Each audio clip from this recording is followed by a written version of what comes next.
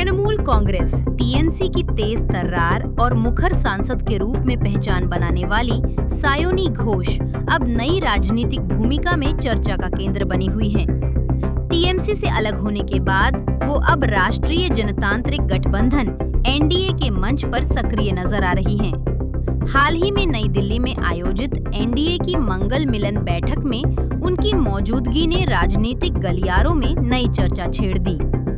बैठक के बाद सायोनी घोष ने इसे बेहद सकारात्मक, उपयोगी और ज्ञानवर्धक बताया।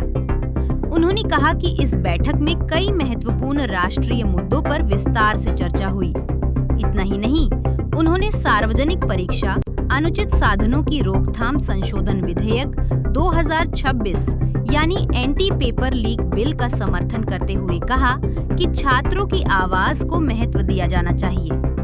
संसद में भी सायोनी घोष अब सरकार के पक्ष में मुखर दिखाई दे रही हैं। इस विधेयक पर चर्चा के दौरान उन्हें सरकार के प्रमुख वक्ताओं में शामिल किया गया, जिसने उनके बदले हुए राजनीतिक रुख को और मजबूत किया।